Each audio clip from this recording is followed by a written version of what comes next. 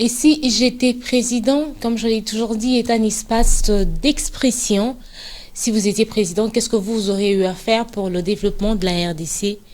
Qu'est-ce que vous auriez mis aux contribuables pour voir ce pays finalement sortir du gouffre dans lequel il se trouve? Nous étions déjà avec lui la fois passée sur ce plateau. Nous avons eu à parler sécurité, un tout petit peu santé. Et nous allons faire la continuité de ce numéro. Aujourd'hui, chers auditeurs, internautes et lecteurs de iWeb Radio, bienvenue à ce numéro. Nous recevons une fois de plus Monsieur Jean-Marie Kalonji, que je rappelle est coordonnateur de la 4e voie. Il est coordonnateur de l'école panafricaine André Blouin. Il est cofondateur du centre culturel André Blouin. Il a été nommé meilleur activiste africain, primé par Africans Arise en 2020. Et il est compté parmi les jeunes Africains les plus influents en 2022. Ensemble avec lui, aujourd'hui, nous allons parler, nous allons faire la suite du sujet sur la santé que nous avons eu à développer autrefois. Et nous allons parler de l'infrastructure et puis de l'éducation. Bonjour à vous, Monsieur Jean-Marie.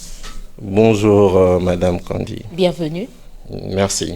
Si vous étiez une femme, je vous aurais souhaité un bon mois de la femme, malheureusement, ou encore heureusement que vous êtes un homme, mais nous disposons pour vous ce plateau et ensemble avec vous, nous allons discuter autour de l'infrastructure, de l'éducation et revenir un tout petit peu sur la santé. Si vous étiez président. Vraiment. Je commencerai d'abord pour dire, non, c'est le mois de la femme. Et moi qui suis devant vous, j'ai été formé par une femme, c'est-à-dire ma mère. Très bien. Voilà. Donc, je respecte beaucoup la femme et j'appuie beaucoup la femme. Un jour, j'ai eu à surprendre, c'était au niveau de la CIME, j'ai eu à surprendre les hommes de Dieu en évoquant la situation de la femme. Par rapport à la loi portant organisation et fonctionnement de la CENI.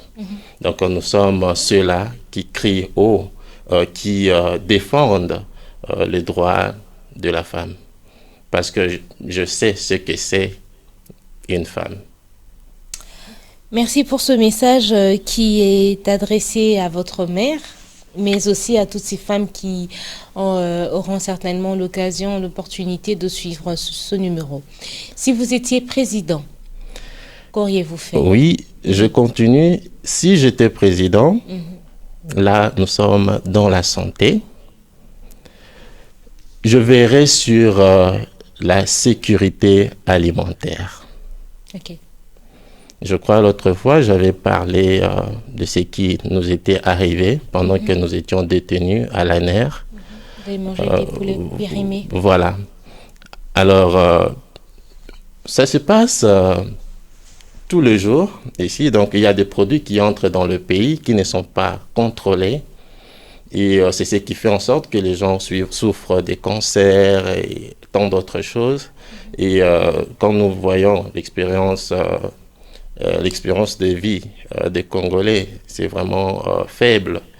C'est parce que nous mangeons de n'importe quoi. Et si j'étais président, je verrais sur cet aspect.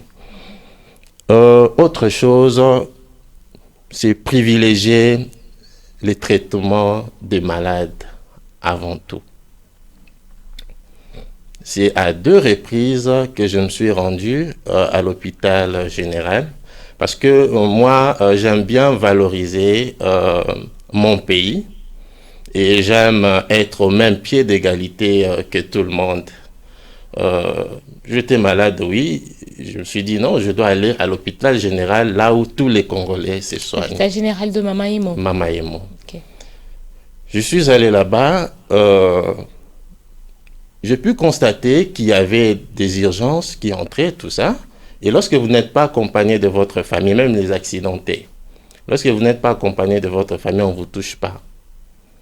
Donc, quand vous êtes accompagné de la famille, donc vous devez donner quelque chose d'argent. Donc, sans argent, on ne vous touche pas. Et pourtant, ce n'est pas ce que les médecins ont eu à prêter comme serment d'Hippocrate. Donc, on doit d'abord privilégier la vie humaine. Et beaucoup de gens perdent leur vie comme ça. Moi, je vis les gens perdre la vie à Mamaemo, comme ça. Et pendant que moi aussi, j'étais malade. Malgré que j'étais malade, malgré mon état, j'ai commencé à défendre, mais toucher, mais quand même, ces gens, ils ont besoin de votre service. Et le médecin les regardait comme ça, sans les toucher, et jusqu'à ce qu'ils... Et donc, ils attendaient simplement qu'ils meurent et qu'on les couvre. C'est ça ce qui se passe dans notre pays. Et c'est une situation vraiment déplorable. Et si j'étais président, je ne tolérerais pas ce genre de choses. Voilà. On va quand même revenir un tout petit peu sur le point de l'alimentation. Oui. De la nourriture périmée. C'est vrai que nous avons une société ici qui est établie pour faire le contrôle de tout ce qui vient de l'extérieur. L'OCC. Je crois que c'est l'OCC qui est censé contrôler les denrées alimentaires, les produits, les médicaments, tout ce qu'on peut utiliser ici venant de l'extérieur. Selon vous, qu'est-ce qui explique que nous puissions nous retrouver avec des médicaments périmés? Je me rappelle avoir vécu cette situation avec des personnes proches qui auraient pris du Novalgine, qui auraient pris, je crois, de l'aspirine ou le Bactrim, mais de mauvaise qualité, périmés. Le retour a été catastrophique. Les gens ont fait des allergies telles qu'il y avait des plaies depuis l'intérieur du corps jusqu'à l'extérieur. La personne est complètement boursouflée, presque pourrie, et commencer à suivre les yeux qui ont, comment dire, ça ressemblait à une forme d'ulcère. Des yeux, des oreilles, du nez, comment je dois appeler ça, les conduits commençaient à se boucher petit à petit parce que le corps était en train d'enfler. C'est un petit garçon il avait à l'époque 8 ans à peu près, qui a failli perdre sa vie. Une dame qui s'appelait Rosie, c'est arrivé à 2 semaines de son mariage. Elle a été expédiée hors du pays. Elle est allée se faire soigner au Maroc et elle est restée près de 2 mois sous traitement. Il fallait qu'on fasse passer des sondes pour qu'elle mange parce que tout son corps, tous les conduits de son corps étaient presque bouchés à 100%. Bon, qu'est-ce qui explique que, ayant quand même l'OCC qui est cette structure de contrôle, ne fasse pas correctement son travail? Qu'est-ce qui explique qu'on puisse se retrouver avec ce genre de cas? Je crois l'autre fois, je vous avais relaté ce qui s'était passé à l'ANER. Là, au moins, l'OCC avait invalidé le produit, mais eux l'ont pris pour venir nous le faire consommer. Vous voyez, il y a aussi des cas où l'OCC ne fait pas bien son travail. Dans d'autres pays, par exemple, lorsqu'on est en Europe, l'Europe aussi consomme les produits venant de la Chine, par exemple. Mais on exige que ces produits soient de la première qualité. Mais ici, ce n'est pas le cas. Nous recevons même la 3e qualité de produits. On dit par exemple, c'est par rapport au pouvoir d'achat, ainsi de suite, tout ça. Donc, tout ça entraîne aussi ce que nous sommes en train de vivre. Donc, c'est un dépotoir de la RDC actuellement. Voilà. Qu'est-ce que vous auriez fait concrètement, rien que pour ce domaine-là, on va dire le rôle que doit jouer l'OCC par rapport à tout ce qui est importé, qui arrive chez nous? Qu'est-ce que vous auriez fait concrètement si vous étiez président? Non, concrètement... Fermer l'OCC, restaurer, changer l'équipe, je ne sais pas, qu'est-ce que vous auriez fait concrètement? Non, on doit être strict, ok? Je crois l'autre fois, j'avais parlé de la justice. Aujourd'hui, il y a de n'importe quoi qui s'est fait. Je peux même donner l'exemple de médecin. Un médecin peut commettre une erreur, quelqu'un meurt, il n'est pas poursuivi. C'est ce qui se passe dans notre pays. Il y a des histoires ou des choses que des médecins font, mais ils ne sont pas poursuivis. C'est comme de petits dieux dans notre pays. C'est ça le grand problème aussi. Parce que si quelqu'un sait qu'il sera poursuivi, à cause d'une négligence quelconque, il ne va pas se permettre à faire de n'importe quoi. Donc on doit être strict. On doit aussi bien équiper l'OCC pour mieux faire le travail. Aujourd'hui, par exemple, je donnais l'exemple des appareils qui viennent un peu de partout, tout ça, mais on nous apporte, comme on nous dit ici, Bilo Kaba chinois et Oumelakate. Pourquoi on le dit? Et pourtant, moi j'ai utilisé même certains téléphones portables chinois de très bonne qualité. C'est parce que c'était la première qualité. Donc les Chinois ne font pas seulement la troisième qualité que nous consommons ici. Donc c'est par rapport... C'est notre pays au fait qui accepte cette troisième qualité. Effectivement. Pourquoi? Parce que les politiques ne parviennent pas à hausser le train de vie de la population ou du peuple congolais. Donc c'est ça le grand problème. Et nous devons... Ou si j'étais président, je veillerais sur ce genre de choses. Est-ce que ça ne serait pas aussi une forme de maltraitance financière pour les agents de l'OCC qui les emmène à être corrompus? Parce que je crois que j'ose imaginer que c'est ce qui se passe si on doit se retrouver avec des produits ou des denrées qui ne seraient pas fiables, qui ne sont pas de bonne qualité pour nous, qui ne sont pas bien à consommer, mais qu'on les a dans nos marchés, on les a à nos proximités, que nous les consommons aussi. C'est peut-être parce que ceux qui viennent avec cette marchandise-là soudoient, corrompent, et on laisse passer leurs marchandises. Et pourquoi ils font ça? Ils sont mal payés? Ils sont mal payés, mais ce n'est pas nécessairement ça. Parce que ils se retrouvent devant des situations où ces gens-là sont appuyés par leurs supérieurs. Donc, des politiques qui peuvent le nuire si ils n'acceptent pas ce qu'on leur demande. C'est ça la situation aussi. Donc, nous n'avons pas de politique modèle. Nous n'avons pas... le haut. Voilà. Donc, c'est ça comment c'est qui pose beaucoup plus de problèmes. Et puis, autre chose, bon, on a parlé de... Actuellement, nous parlons de la gratuité, même de la maternité, comment ça dire. Mais moi, je dirais, on ne doit pas appuyer la gratuité. En santé ou en éducation? En santé. Parce que aussi longtemps qu'on appuie la gratuité, ça réduit le service, la qualité du service. Alors, les États qui appuient cela, ce sont souvent aussi les États qui ont des problèmes, donc qui ne parviennent pas à mettre ou à stabiliser les conditions de vie de leurs concitoyens. C'est ça le grand problème. Alors, quelqu'un qui a de moyens, il va veiller sur sa santé. Il va se faire checker à chaque fois et tout consort. Et cela va permettre à ce que les choses puissent bien avancer, même que les médecins soient bien payés.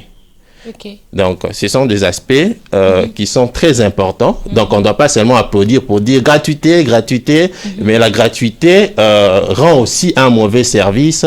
Et on doit savoir aussi pourquoi ces politiques appuient la gratuité. Donc, ils veulent un peu comment s'échapper. Mais en faisant cela, ça détruit davantage la population. C'est le dernier point? Non, je continue. Il y a d'autres points. Établir un mécanisme d'assurance santé. Vous pouvez vous retrouver dans une situation, vous pouvez même tomber en cours de route. On vous conduit vite à l'hôpital. La première des choses, c'est d'abord vous toucher. Et si on sait que la majorité des Congolais ont l'assurance santé, ainsi de suite, tout ça, il y a tout un mécanisme comment toucher ou comment préserver les vies de Congolais. Cela va faciliter les choses. Donc, le médecin va d'abord toucher la personne, va faire le nécessaire parce qu'il sait que il va toujours, dans sa situation sera résolue. D'une manière ou d'une autre. D'une manière ou d'une autre. Mais il n'y a pas cette assurance-là. Et le médecin regarde comme ça, et des fois, ils n'ont même pas de médicaments, ainsi de suite. Mais je ferai, si j'étais président, je ferai en sorte que tous les hôpitaux puissent avoir au moins des produits de premiers soins, donc ceux qui peuvent faciliter les choses. Le patient voilà. Avant d'aller sur le Effectivement. Mais avec le Congolais qui a déjà cette difficulté, ne fût-ce que pour s'acheter un pain, il y en a qui sont contraints de sortir tous les jours, se battre à longueur de journée pour trouver peut-être un 5 000 francs, un 7 000 francs tard le soir, Effectivement. rentrer avec un petit rien à manger pour soi-même ou pour sa famille. Comment est-ce que vous allez procéder concrètement pour pouvoir donner accès à tout Congolais à une carte d'assurance santé? Non, il y a une chose que tous les Congolais qui me suivent puissent tirer plus d'attention. Dans notre constitution et dans la plupart des constitutions des États dans le monde, on parle du partage équitable des ressources. D'accord. Dans des États organisés, qu'est-ce qui se passe? Vous allez vous rendre compte, quelqu'un qui ne travaille pas, mais il est payé. Oui. Le manger, de petites choses ne le dérange pas. Il a aussi l'assurance santé, ainsi de suite. Mais il ne travaille pas. C'est ça, c'est à partir de cette disposition-là. Chez nous, c'est dans le préambule, où on parle du préambule de la Constitution du 18 février 2006, où on parle du partage équitable des ressources. Donc, tout Congolais, les diamants que nous avons, de l'or, ainsi de suite, le pétrole, nous avons du pétrole dans notre pays. Nous avons presque tout. Le Congo est un scandale géologique.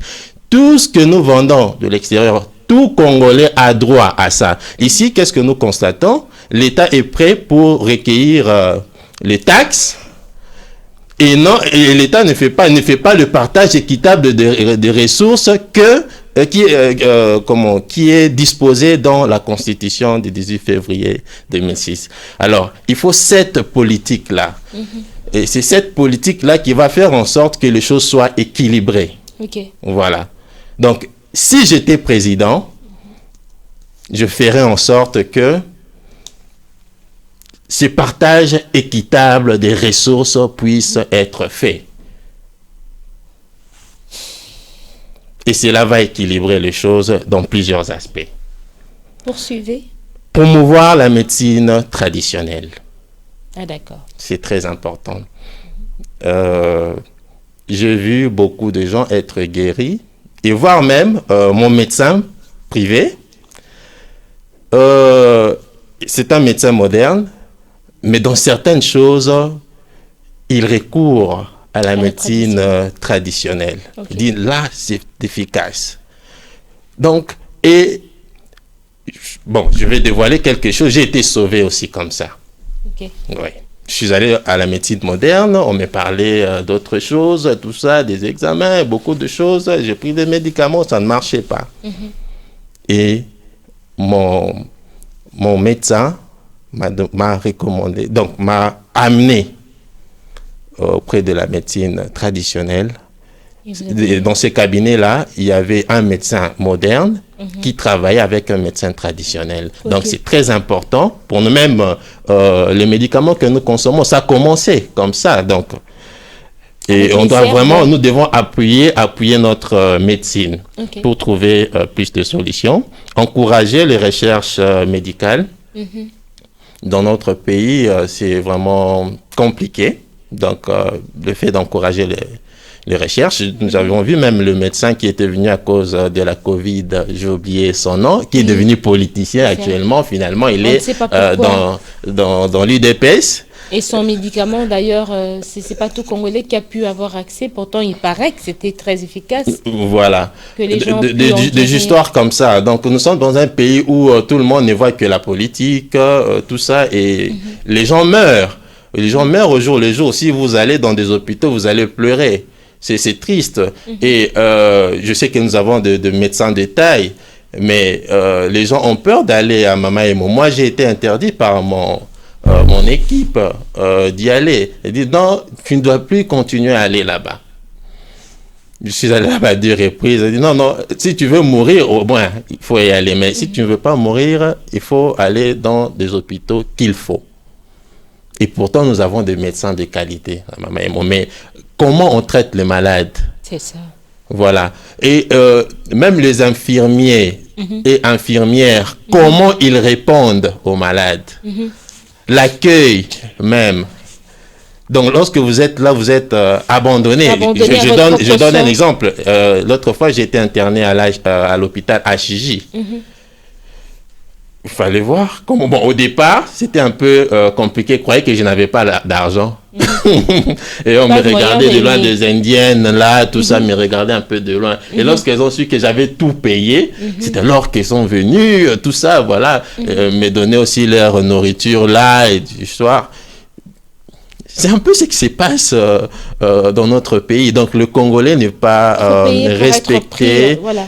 N'est pas respecté. Commençons d'abord par nos autorités et ensuite tous ceux qui viennent ici au Congo faire leurs affaires.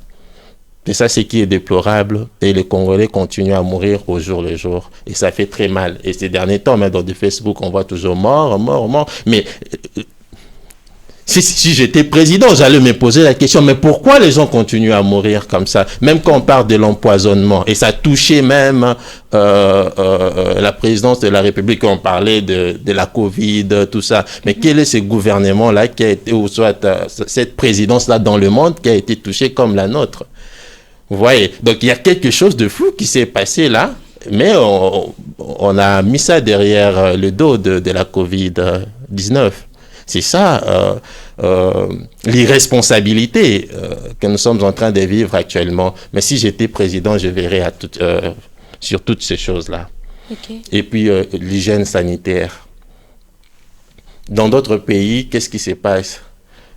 Vous allez trouver des malls, ainsi de suite, tout ça. Mais quand on nous parle de nos ONG ici, comme on voit à Gambela, ainsi de suite, c'est par rapport au train de vie aussi de la population.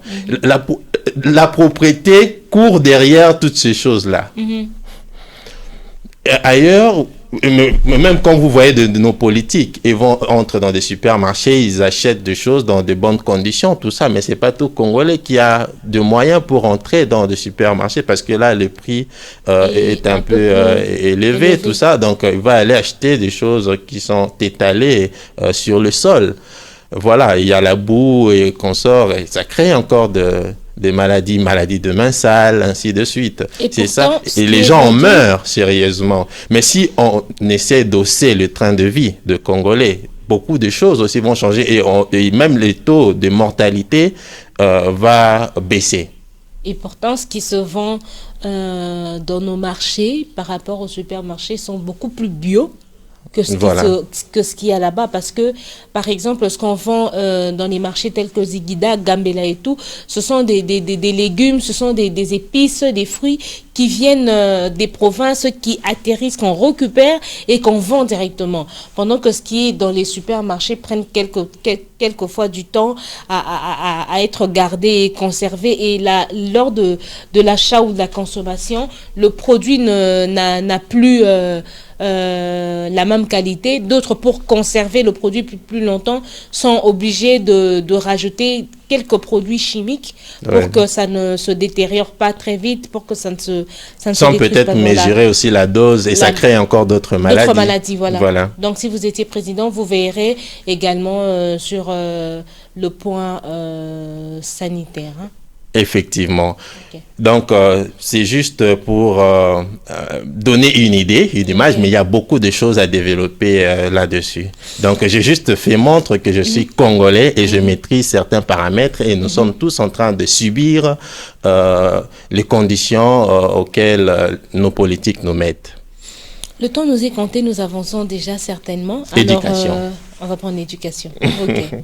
Si vous étiez président, Aujourd'hui, nous souffrons de la gratuité de l'enseignement qui carrément a détérioré la qualité de l'enseignement qu'il y avait avant. C'est vrai que même dans la manière d'enseigner d'avant, il y avait à redire, il y avait à revoir, mais aujourd'hui, avec la gratuité de l'enseignement qui est arrivée, qui a fortement secoué les enseignants qui ont senti le coût, le changement dans leur façon à eux d'être rémunérés.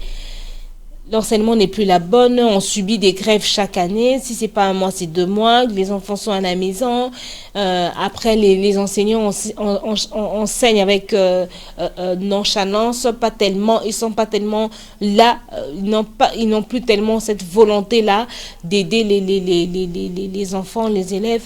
Qu'auriez-vous fait? Mais moi, je me pose la question, comment parler de la gratuité de l'enseignement sans connaître au préalable ou sans recenser au préalable les enfants qui sont censés en bénéficier? Parce qu'il n'y a pas eu le recensement de ces enfants-là. Il n'y a pas eu de recensement. Nous sommes retrouvés dans une situation où il y avait moins de bâtiments pour abriter pour contenir ces enfants-là. Et on commence même à attaquer l'Église catholique, parce que l'Église catholique, il y a plus de bâtiments, voire même plus que l'État. C'est pas faux. Voilà, on dit école, gratuité, mais nous n'avons pas de bâtiments. Et où est-ce que ces enfants vont étudier réellement? C'est ça le grand problème aussi. Et puis, moi, par exemple, je ne voudrais pas que mon enfant ait étudié dans une classe où il y a 80 élèves. Pourtant, c'est une classe de 30 élèves. C'est déjà un problème pour l'enseignement, et surtout à l'école primaire, parce que l'enseignant est censé bien faire le suivi de chaque enfant. Mais lorsqu'il y a débordement, il y a 80, 90, 100 enfants, ça ne va pas. C'est déjà un problème très sérieux. Mais si j'étais président par rapport à l'éducation, je changerais le système éducatif. Pourquoi je l'ai dit? Le système éducatif que nous avons actuellement, c'est un système éducatif que les Belges nous ont laissé. Bourré de mensonges aussi. Voilà. Donc, ils veulent à ce que nous puissions connaître les choses à la limite qu'ils ont placées. Nous en savons plus sur eux, sur les étrangers, que sur nous-mêmes. Voilà, et c'est ce qui nous limite. Et raison pour laquelle, au sein de l'école panafricaine André Blois, nous essayons d'ouvrir les yeux des Congolais pour qu'ils puissent mieux comprendre les choses. Non seulement des Congolais, mais les yeux des Africains, parce que c'est une école panafricaine. Elle se trouve où? Bon, quand on dit école... C'est pas école. Non, il y a le bâtiment, donc au sein du centre culturel André Blois, sur magasin Kitambo. Voilà. Mais il nous arrive aussi de nous déplacer, aller ailleurs, même en province, pour enseigner, pour échanger avec les populations.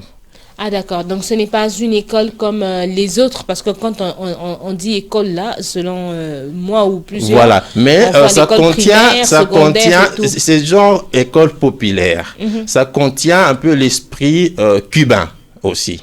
Voilà, parce qu'aujourd'hui, le Cuba, c'est le pays qui a le taux d'analphabète... le plus élevé? Non, le moins élevé. Ok. Donc, cette éducation-là, je crois, j'avais suivi même une émission ici, on a parlé de foyer social, tout ça. Toutes ces histoires-là n'existent plus. Pourquoi? Et là, vous allez vous rendre compte, même si une femme n'a pas de grands diplômes, tout ça, mais elle est très sage, elle maîtrise quelque chose, ainsi de suite. Elle a quelques notions de base. Voilà. Et elle peut vous parler aussi la langue française, et tout ça. Voilà. Donc, on ne tient plus compte de tous ces aspects-là. Donc, les systèmes éducatifs doivent nécessairement changer. Le Congolais doit bien se connaître. On a des Congolais qui n'ont jamais vu des diamants, qui n'ont jamais vu de l'or, tout ça, et on parle de la richesse ou des richesses de la RDC. Jamais vu le coltan. Voilà, c'est un problème cobalt, très sérieux. Et pourtant, on devait faire circuler toutes ces matières-là à l'école primaire. Les enfants doivent le voir. Mais dans le système éducatif actuel, on ne nous a pas mis dans ce genre de conditions. Pourquoi? Parce qu'ils ne voulaient pas que nous puissions bien connaître, découvrir ce que c'est le Congo. L'utilité. Voilà. La vraie face du Congo.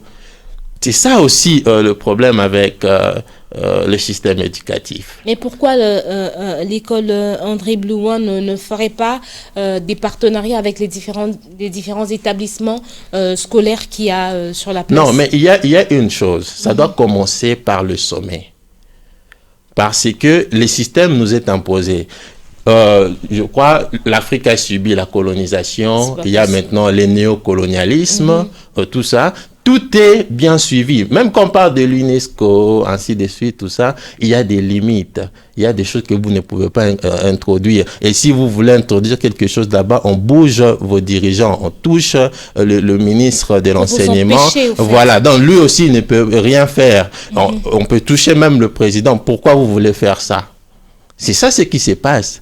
Et raison pour laquelle nous avons besoin d'un dirigeant, donc d'un président qui n'a pas peur de la mort pour changer toutes ces choses-là. Parce que pour détruire un peuple, on commence par son éducation. Oui. Aujourd'hui, nous sommes des aliénés, tout ça. Et surtout quand on ne passe pas par l'école panafricaine André Blouin, on peut que se retrouver comme étant un ministre voleur, un ministre qui ne maîtrise pas bien les choses. On peut aller signer des accords n'importe comment parce qu'on n'est pas passé par une école du genre école panafricaine André Blouin qui ouvre les esprits.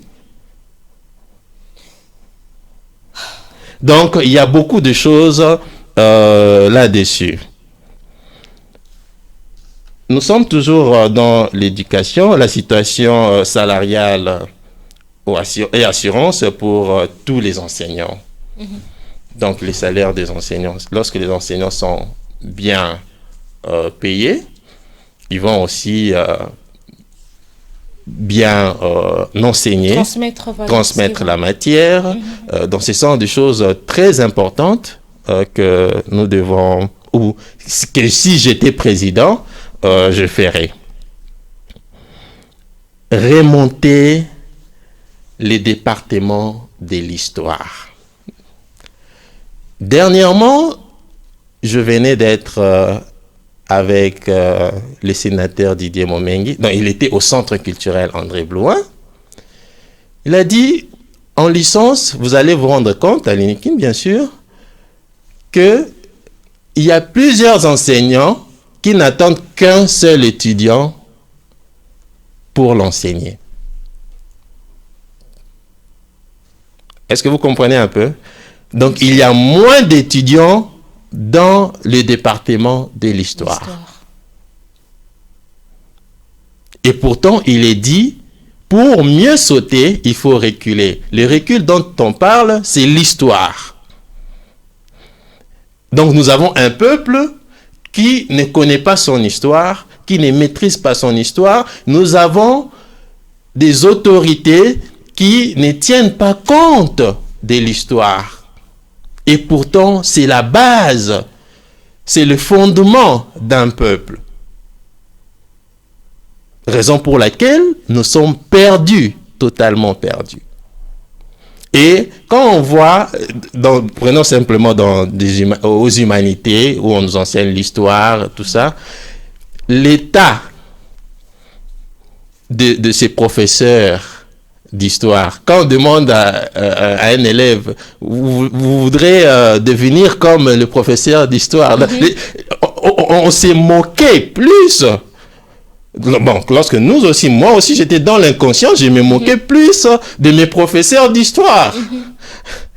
Par rapport seulement à leur peut-être habillement, ainsi de suite. Donc, c'était des personnes vraiment négligées. Peut-être les autres là, oui, un professeur de latin par exemple, on peut lui payer, on peut le faire venir à la maison, ok, pour qu'il puisse nous enseigner le latin, ainsi de suite, le français, les mathématiques, voilà. eux au moins, en dehors de ce qu'ils reçoivent à l'école, ils ont aussi d'autres chats fouettés ailleurs, donc ils peuvent leur procurer une rémunération.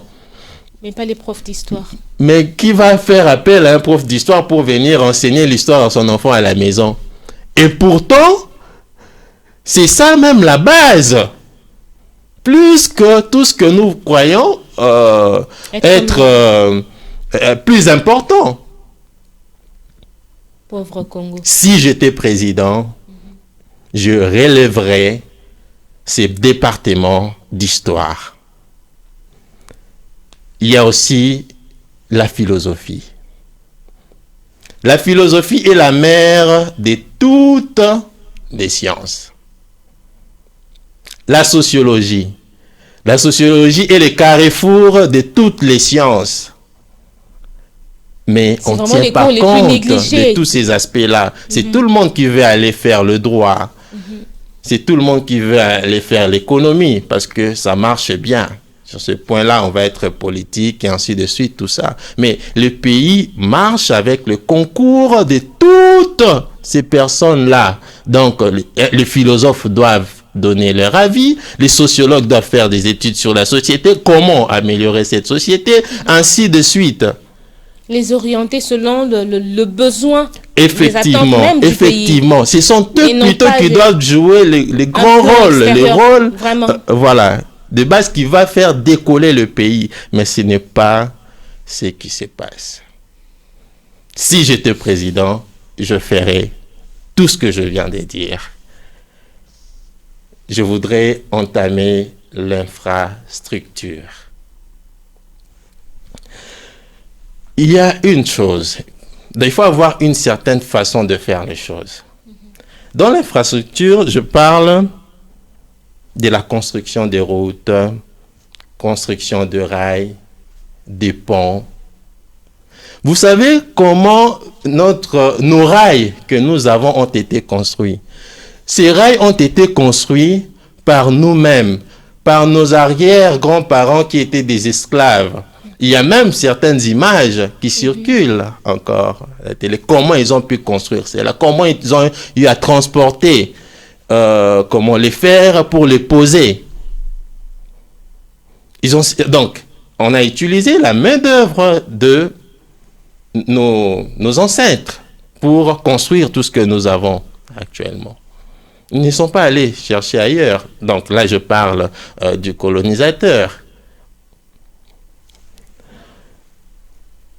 Pourquoi la route? Pourquoi construire la route?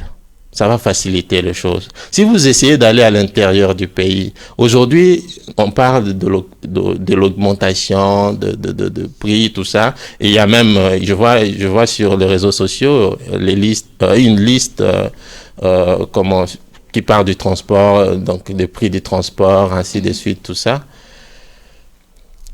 Je dirais, dans le fin fond du pays, dans des provinces, il y a des gens qui plantent dans feuilles de manioc, ainsi de suite. Il y a des plantations d'arbres, de manguiers. Il y a tout ce que nous avons comme fruits en réalité. Mais comment transporter cela et l'amener jusqu'ici à la capitale ou soit dans d'autres villes de la place? La communication routière est très compliquée. C'est déjà un grand problème. OK? Même la communication. Un jour, je me suis retrouvé à Ngui, dans les Grands Bandundu, je crois dans Kwango. Et qu'est-ce qui s'est passé? Donc, il y a des endroits où, si vous allez dans un endroit quelconque, c'est là où vous allez trouver les réseaux. Alors, ces gens-là, pour avoir de l'information, qu'est-ce qu'ils doivent faire? Ils doivent attendre quelqu'un qui était allé à Kenge, donc dans la ville de Kenge. C'est lui qui va ramener donc l'information, dire que non, aujourd'hui, il y a eu ceci, tout ça, le président a dit ceci, voilà, il y a eu un discours, tout ça. Et pourtant, ce n'est pas correct. Donc, l'État devait marcher ensemble avec les réseaux que nous avons actuellement, les réseaux de communication. Et la majorité des Congolais doivent avoir accès à la communication. Et qu'est-ce que je constate dans notre pays? vous voyez, même l'attitude de nos frères de l'Est du pays. Ce sont des personnes qui sont très éveillées. Pourquoi? Parce qu'elles ont aussi l'accès facile à la communication par rapport à d'autres coins du pays. C'est un aspect très important qu'il faut bien étudier. C'était une parenthèse que j'avais voulu faire. Je retourne donc le rail, par exemple. Quand on voit la population de Tchango, là je parle de Kinshasa, mais on doit amplifier quand même les choses, voir aussi d'autres coins du pays. Mais je prends l'exemple de Kinshasa. La population de Tchango, où tout le monde doit passer par le boulevard Lumumba. C'est ça le seul passage. Moi, j'ai raté l'avion, je crois, à 2 reprises à cause de l'embouteillage de la Tchango. Donc, vous êtes censé des fois quitter ou soit aller passer nuit à l'aéroport parce que si vous attendez le matin, vous ne saurez pas passer. Et pourtant, ça ne devait pas être ainsi. Comment on peut être dans un pays où l'accès, il n'y a pas de route, on ne tient même pas compte de l'heure. C'est un problème sérieux. Et pourtant, le monde avance vite et on doit tenir compte de l'heure, du temps. Et si on passe tout le temps dans l'embouteillage, on risque de ne rien faire la journée. Et c'est l'État ou le pays qui perd. On doit penser dans ce sens-là. L'heure, c'est l'heure. Mais les conditions de vie, les conditions des routes ne nous permettent pas de faire. Par exemple, moi, aujourd'hui, je ne peux pas me faire arrêter par un roulage parce que il y a, comment on appelle ça, le pare-brise est brisé. Parce que je le dirais, ce n'est pas moi qui ai à briser, qui est allé briser. C'est le mauvais état de route. Ok, tout ça, on ne tient pas compte de ça. C'est à tout moment qu'on doit aller chez les garagistes. Et pourtant, lorsqu'on prend un véhicule qui vient de l'extérieur, ces véhicules-là roulent. C'est comme si c'était un véhicule neuf. Mais ça peut faire 7 mois, 8 mois, tout ça. Mais ici, chez nous, lorsque ça fait 7 mois, 8 mois, vous allez constater déjà les dégâts. Pourquoi? Parce que l'état des routes ne sont pas bonnes. L'état des routes n'est pas bon. C'est ça, des choses qu'il faut voir. Il faut réfléchir, il faut aller beaucoup plus loin. Ça, c'est juste pour vous faire réfléchir. Donc, si j'étais président, je veillerais à ce qu'il y ait de routes, qu'il y ait de rails, de ponts, ok, pour faciliter la circulation au sein de la population, les transports, même parce que ça doit passer par ces voies-là qui seront établies. Mais comment établir ces choses-là? C'est là où nos dirigeants sont limités. Ok? Les États qui avancent aujourd'hui, même la technologie, est-ce que vous savez que on enferme les génies ou soit les ingénieurs quelque part? Elles ne sont là rien que pour travailler de la technologie, pour faire des expériences, tout ça. C'est ça. Donc, créer des cités. Là, on va trouver que les gens qui construisent, et ça va même aider les étudiants qui sont à l'INBTP, ainsi de suite. Comment ça? On le met quelque part, comme ceux qui sont allés à Kanyamakasisi. Bon, là, on parle de Kuluna. OK? Mais on peut, que ça soit pas seulement pour de Kuluna, mais que ça soit pour tout le monde. Alors, au lieu qu'on puisse nous enseigner plus la théorie, on doit plus mettre cela en pratique. Dire que votre travail n'est que de construire des routes. Et qu'est-ce que l'on va faire? Ceux qui vont faire, ceux qui ne vont travailler rien que sur l'agriculture, pêche et l'élevage, tout ça. Tout ce qu'ils vont faire, ça va vous permettre aussi, donc ça va vous aider pour vous nourrir, là où vous allez vous retrouver dans cette cité-là. Vous vous offrez votre service par rapport à vos connaissances. Donc chacun dans son domaine le fait, mais qu'on crée ces genres de cités où on va retrouver que ces genres de personnes-là. C'est comme ça que la Chine s'est développée. C'est comme ça que tant d'autres États dans le monde se sont développés. Donc, cette pratique-là du socialisme, donc on doit appliquer le socialisme et non rester dans le capitalisme qui nous fait subir actuellement. Donc nous devons marcher ensemble, nous devons tous nous mettre ensemble, plier nos manches pour travailler et transformer notre pays. Donc on doit mettre ces mécanismes-là en place et cela va faire en sorte que quand on met les gens du même domaine dans un seul endroit, mais c'est pour faire éclater les choses. Voilà. Mais lorsqu'ils sont dispersés, chacun dans son coin, chacun cherche à s'en sortir de sa manière, et c'est ce qui retarde davantage le Congo. Donc, moi je dirais que ça peut être comme pas à l'armée, mais comme une armée. OK? Où on retrouve les gens de même domaine quelque part, avec leurs experts, donc des professeurs, ainsi de suite, tout ça.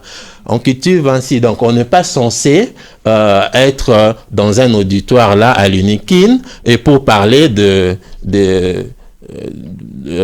la culture de terre, du fait de cultiver la terre, ainsi de suite, tout ça. Non, on peut être dans des zones qui permettent à expérimenter cela. Et on peut que bien apprendre quelqu'un s'il expérimente, donc s'il fait directement la pratique. Donc je veillerai, si j'étais président, à ces genres de choses-là. Ce sont des choses qui vont faire en sorte que le pays puisse vite développer. Et quand je parle de la main-d'œuvre, même quelqu'un qui ne sait peut-être rien faire, entre parenthèses, parce qu'il n'y a personne qui ne sait rien faire, mais c'est juste une façon de parler. Voilà. Construire les rails, tout ça, chacun peut aider dans ça. Mais que font nos frères lorsqu'ils vont en Europe, lorsqu'ils vont en Amérique? Des fois, ils transportent des choses que c'est qu'on appelle ici porteurs. Ils le font. Et ils gagnent de l'argent avec. Comme on dit, il n'y a pas de sous-métier. Donc, tout métier peut procurer un résultat positif. Un résultat positif et la rémunération. Et là, on verra que tout Congolais sera occupé. Donc, moi, j'ai cette capacité-là de faire occuper tous les Congolais. OK? Et là, ça va même faire disparaître le phénomène Kuluna que nous appelons aujourd'hui. Voilà. Parce que on ne peut pas faire disparaître totalement la criminalité, parce que la criminalité va toujours exister, c'est un fait. C'est un phénomène qui est passager, mais un fait est statique. Donc, voilà, les faits restent, persistent, mais on va quand même réduire ces faits-là de criminalité et ces phénomènes Kuluna. Merci à vous, M. Jean-Marie, pour cet entretien. Un dernier mot? Oui, un dernier mot. J'encourage tous les Congolais qui aiment bien leur pays. Mais je reviens surtout concernant l'état auquel se trouve le pays. Nous nous approchons des élections, mais les élections qui sont malvenues. Et la plupart des Congolais ne croient même pas à ces élections. Et je ne crois pas non plus aussi que le président actuel, M. Félix Tshisekedi, croirait ou croit à ces élections. Mais moi, je demanderais plutôt au président Félix Tshisekedi de faire appel aux autres, donc d'autres politiciens, de Martin Fayulu, de Moïse Katumbi et tant d'autres. Pourquoi je l'ai dit, je suis panafricain. En tant que panafricain, je vois quelque chose là. Et je vois comment ceux qui veulent pas à ce que le Congo puisse décoller, donc les États grandes puissances jouent sur les quinquennats. Donc, ils savent qu'après 5 ans, il doit y avoir un autre. Et ça ne nous permet pas de prendre l'élan que le Congo veut actuellement. Alors, c'est aussi quelque chose qui freine le Congo. Donc, à chaque fois, nous serons dans l'éternel recommencement. OK? Alors, il ne doit pas non plus aussi chercher à s'accrocher au pouvoir. OK? On doit prendre le pouvoir comme étant quelque chose de tout Congolais. OK? Mais l'essentiel est que nous puissions voir ensemble comment faire décoller notre pays. Et nous sommes prêts pour ça. C'est la parole de la 4e voie. Merci à vous, Monsieur Jean-Marie. Ce plateau reste ouvert pour vous parce que si on veut être président, si jamais on aurait l'occasion d'être président, on aura tellement de choses à faire que nous n'arrêterons pas de disposer ce plateau pour vous. Nous vous remercions à vous, chers auditeurs de iWeb Radio. Si j'étais président, reste un espace d'expression pour tous ceux qui sont intéressés à venir étaler leurs idées, à venir donner leurs propositions au profit de notre pays. Nous restons ouverts à vous, nous restons disponibles à vous recevoir. Merci de nous avoir suivis. Nous nous retrouvons très prochainement pour un nouveau numéro. Au revoir.